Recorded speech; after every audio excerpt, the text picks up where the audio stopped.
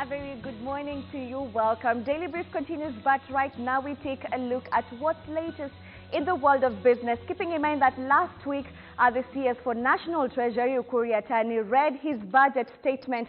And of course, today we will be unpacking what's happening as far as the post-budget is concerned, and also what are the reactions from market players. We'll be having that discussion later on today. But for now, we can take a look at some of the top stories making headlines. First, the Port of Mombasa has witnessed a record performance by a new ship that made a maiden call at the second container terminal. Now, the vessel was able to discharge 1,340 TEUs and also 1,128 container empties and 112 full with goods. Now, according to the Kenya Ports Authority crane operator George Ominde, they recorded 362 moves per crane shift, registering the best performance since the beginning of the year. Let's take a look. See, working behind me is a very joint service of Maersk and COSCO. She has made a maiden call. Of course, you know that Maersk is the biggest shipping line, and COSCO is the third shipping line in the world. So this vessel arrived yesterday at night, around 01:20 when she started working, and she achieved 671 moves, third shift. This morning she has done a total of 914 moves, with a crane record of 364 moves. That is the highest which has ever been achieved here at the Port of Mombasa. And of course, bearing in mind this is the time we have the COVID, where some of our staff, to be precise 240, that constitutes around 15%, are not available for work. So even with that, we have been able to achieve that record, which is commendable. She has a balance of 978 moves, which we expect to be completed today during third shift. That again will mean that the ship's turnaround will be fast. This actually is advantageous for the vessels because they cut on costs when they are able to, finish working and leave the port. Residents of Nairobi are expected to reap benefits of the Northern Corridor Collector Tunnel following its expected completion in December 2020. The tunnel will boost existing water supply to Nairobi by 140 million liters per day. The Cabinet Secretary for Water, Sanitization and Irrigation, Cecily Kariuki, while inspecting ongoing works on NCT1 in Murang'a County, emphasized the need to fast-track efforts to complete the project within the set timelines, while also adhering to the Ministry of Health guidelines. Let's take a look. Complete with that project. Once done, in October this year, it will be able to service and avail water to 2,000 farmers. We have invested 400 million shillings in this irrigation project, and it is anticipated that we'll be able to give capacity building and empower the farmers to move to high-value horticulture production on an estimated 2,000 acres. Once that happens, it is expected that the livelihoods are going to improve, the economic empowerment is going to be real, capacity building, but also routes to market will be given once we have aggregated these farmers. Now, through the Mastercard Foundation Scholars Program, Equity Group Foundation and the Mastercard Foundation have partnered to support over 14,600 students in the Wings to Fly and Elimu scholarships to access education at home during the current COVID-19 lockdown. Now, according to the bank, secondary education scholars have been provided with a solar power device to ensure continued access to their lessons, currently being on aired on government-owned radio TV stations. Accordingly, each of the 13,800 secondary school education students and 800 alumni of the Wings of Life Scholarship Program currently in the technical and vocational and educational training centers will receive a monthly stipend for June through August to enable access to essential and food and personal items.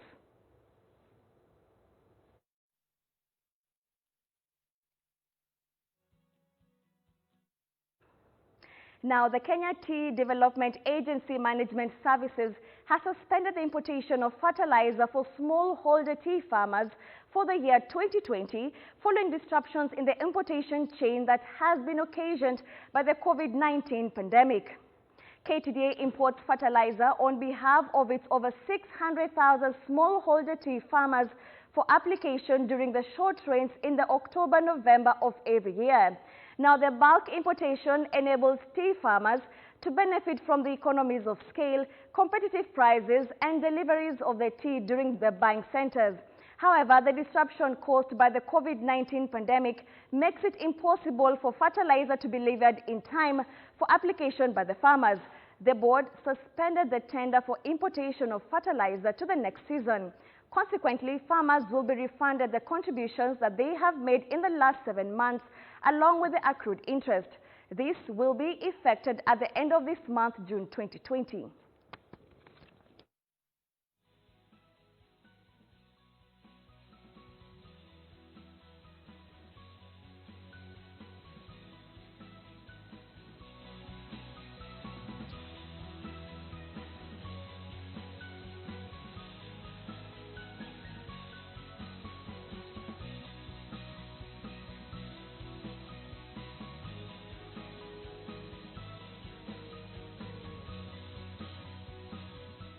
Now, last week on Thursday, we saw the Cabinet Secretary for National Treasury, Ukur Yatani, presenting his statement for the budget for the financial year 2020-2021. Now, a lot has been said. There were the winners and there were the losers. And of course, we're here to simply unpack and see, will this COVID budget be able to sustain the country on the way forward? Now, joining me to have this discussion, I have Dr. Godwin Agutu, who is the NAC director and also economist who is very familiar with this discussion. Thank you so much, Dr. for joining us this morning. And of course, I'd like to hear first, what are your thoughts about the budget statement that was read last week? Well, like I said last week, Mercy, I believe the Minister for Finance, Mr. Ukur Yatani, and the entire government had a lot of goodies for Kenyans. We have seen in the budgetary integration, we had seen the figures, we had seen the technical application, and we now commenting the President for the good job and the kudos for what is done to the people of Kenya. Okay. Yeah.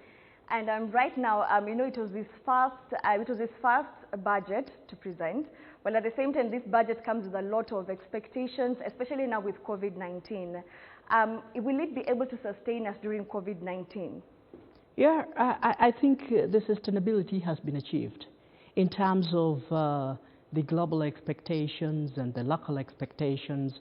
What we need to understand in the Kenyan budget today is what are the priorities in terms of, are we looking at the economic scales? The economic scales that underlies here is one, creation of employment to the people of Kenya who are suffering.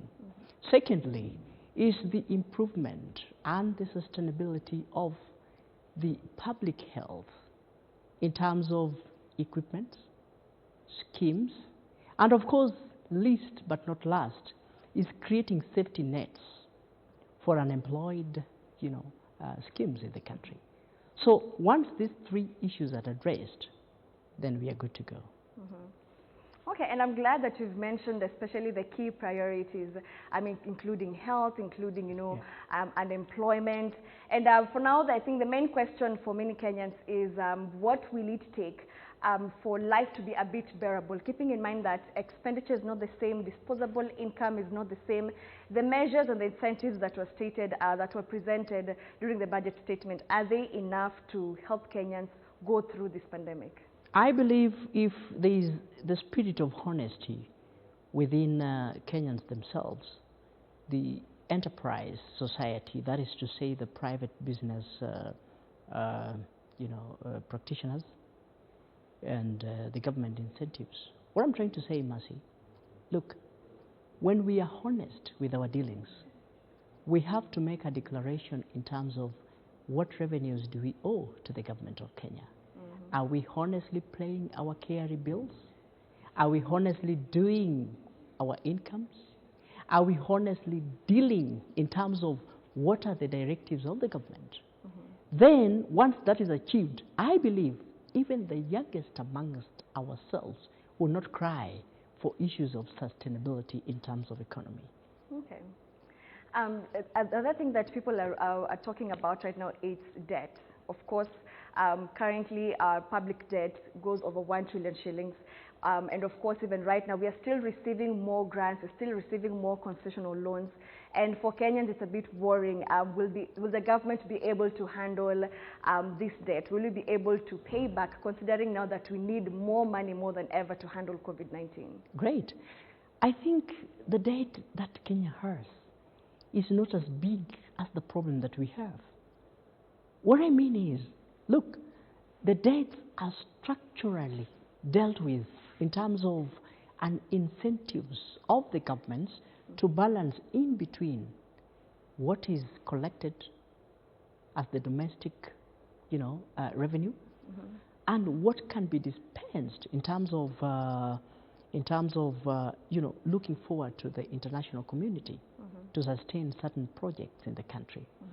What His Excellency the President has done is to ensure that the government formulates a structure to deal with how we bridge in between what we owe and what we can dispense. But I agree with the President on a number of issues. One, Kenyans like myself are not honest in making a declaration in terms of, are we paying the taxable incomes in terms of what the KRA can collect from us? We have intermediaries in terms of, the lawyers and tax consultants who are not honest enough in making a proper dealing with, what is declarable by what we owe in terms of tax to KRA. Now, if we empower the KRA and make an honest declaration and say, this is what we owe to KRA, then we are able to collect enough to deal with issues of loans, to deal with issues of revenues, and then the country would be as great as it was again. Okay. So we need to support the government. We need to make a honest declaration. And the businesses, enterprises would go on. Okay. I believe this is what is ailing Kenyans. Yeah. It's interesting that you've spoken about taxes. And first of all, yes, we need to remit our taxes. Secondly, you find that the small population that is taxable, the government continues to take in little from them. You find that if I'm able to remit my taxes, at the same time you find that food is already taxed, beer is already taxed, there are a lot of things that are already taxed. So don't you think does KRA need to look at expanding the tax bracket? Because as it stands now, many Kenyans feel that the tax bracket already is too stretched. It has to remit to KRA. What KRA takes is within the Constitution. It is a lawful tax. And KRA is a very honest institution that deals with raising and collecting income on behalf of the government. I think people view KRA as an authority that exercises excess powers into their premises and into their private legacy. But this is not true. KRA is mandated to collect on behalf of the government. And the taxes the KRA collects is what sustains the economy. I believe, in my honest opinion, unless my professors and my profession is wrong, KRA stands an institution that needs to be respected. And Kenyans just need to come out and say, look, I owe KRA 1 million, can I pay? I owe KRA 2 million, can I pay? I owe 1 billion, can I pay? Let us not create politics into issues of income generation, activities and collections. So what we need to do, the government needs to support KRA in matters collecting tax. And whoever does not want to make a proper declaration of tax, actually, should be arrested and charged in a court of law. Okay. Yeah. And as we wrap up, currently, beginning of the year, CS Ukur Yatani had already stated that they were projecting a reduction in terms of collection from KRA. What are some of the options for government in terms of raising funds for development and also to deal with COVID-19? What options do they have now that we already know that KRA may not be able to meet its target for this financial year? I think also the problem lies with KRA. We need to open up this Pandora box and say, look, KRA, you also need to be very honest with Kenyans. We don't want to see a scenario where officials of KRA collude with business partners. Then they would give them options of either to pay or not to pay. You see, we cannot make it, a benefit option and say, look, you don't need to necessarily have to pay the 20 billion you owe to KRA. We've seen international agencies. We've seen private business owners. We've seen many other enterprises not actually paying what they owe to KRA because they're intermediaries. In the intermediaries, I mean, they are also KRA officials who come and say, look, do you need to pay the 2 million? Can you get me 500,000?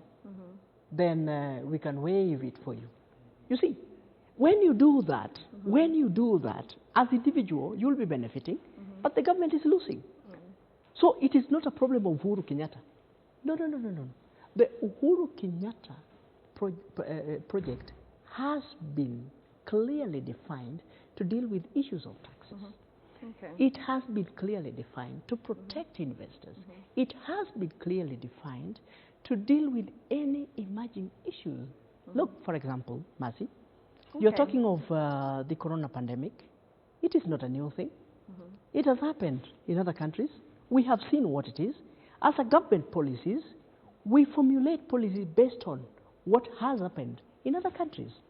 So what happened is we would have been in a strategic position to deal with the issue, but the reason why we cannot deal with the issue, look at what is happening currently at the Ministry of Health, right? Yeah. It is a pore, it is a core, it is an open for corruption. People go there, execute business, even in the middle of the night. 10 o'clock in the night, people are there doing what? This is a government office. Do you want to tell me that everybody works there until 10 o'clock in the night, midnight? I mean, let us be honest and support the policies of His Excellency the President and help him to restore the legacy that you'd want to have as one of the best presidents we have, probably. I would say so. If you ask me why, I would defend him and say, look, the policies are so clear, we are able to execute them, we are able to, achieve at the end of his term. But what makes us not to achieve is the greed that we have as Kenyans and say everybody wants to wake up and find himself or herself a millionaire. Dr. Gutu, I'll have to stop there a bit for a while, but we will continue the discussion. But as of now, the pictures that you're seeing, we're seeing the Cabinet Secretary for Interior, Dr. Fred Matiang'i, who is in Nyandarua County to carry out inspections as far as the health facilities are concerned, and also the measures that the county governments are putting in place to ensure that all counties are able to participate as far as COVID-19 is concerned, and how to ensure that every county government is able to do its part first to ensure that they have enough health facilities, they have enough beds, and also isolation centers to ensure that everybody who is able to who is able to be in need of these health facilities is able to access them. So as you see, that live pictures there from Nyandarua, we are seeing CS Matiang'i, who is also expected, who is also joined by the Cabinet Secretary for Health. CS Kagwe has also arrived, and of course they're here to simply inspect the health facilities to ensure that every county is able to handle the numbers in case there are any cases of COVID-19. While at the same time, you know, this is also in regards to the president's statement saying that county governments have a key role, and also they're supposed to ensure that they have enough beds. If you remember on the 6th of June, when the president was giving his address, and of course a lot of Kenyans were hoping that we'll be able to open up the economy. His biggest worry was, do we have enough health facilities especially in the counties?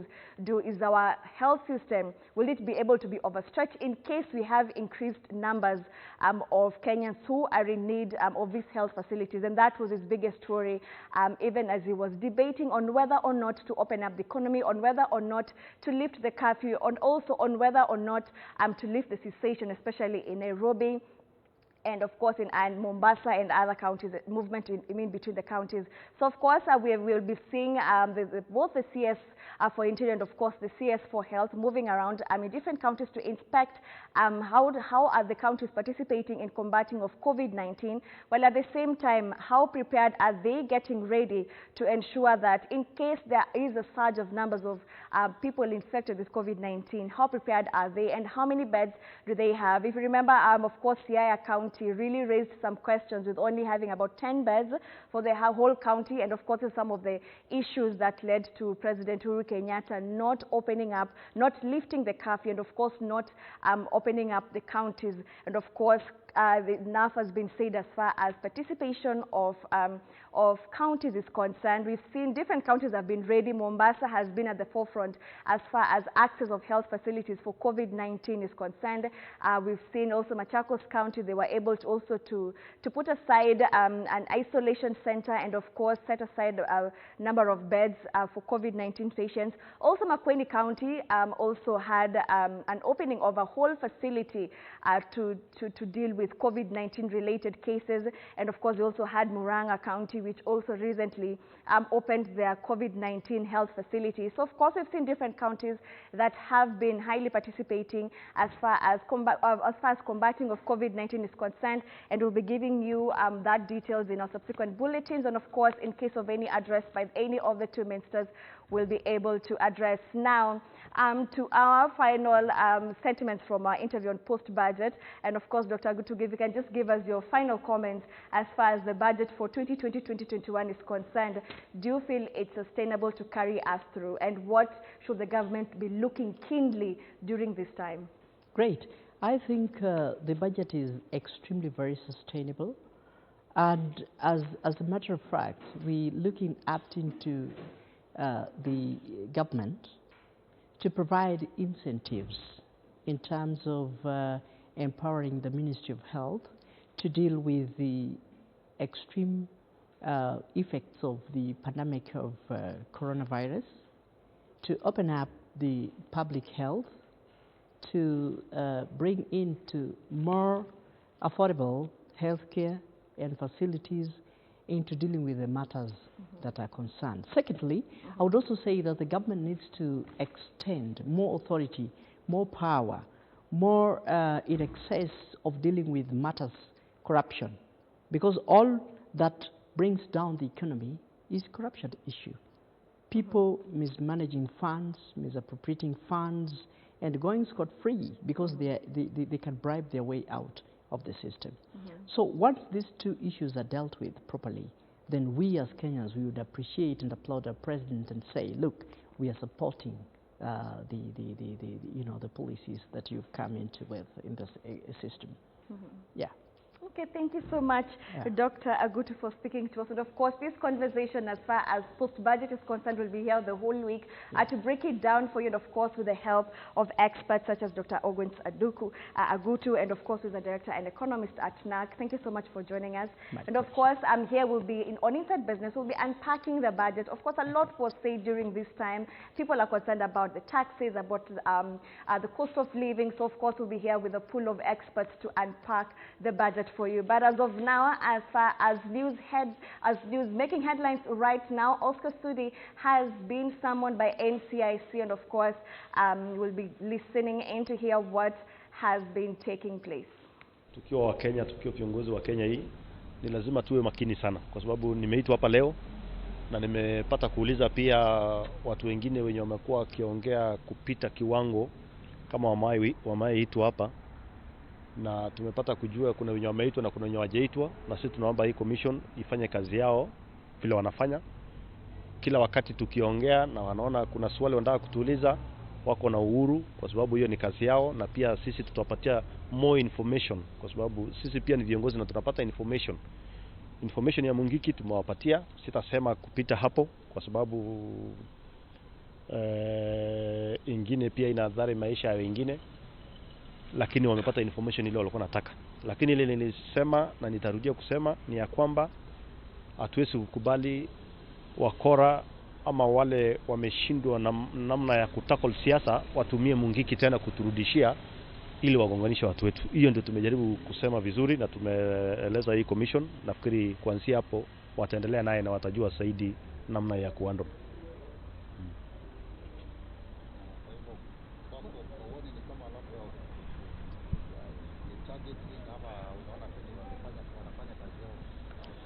Nikikuja hapa nilikuwa na mawazo tofauti, lakini vile tumeongea na wao, hata hao pia wamepata information mzuri kutoka kwangu, na siwezi sema kupita hapo.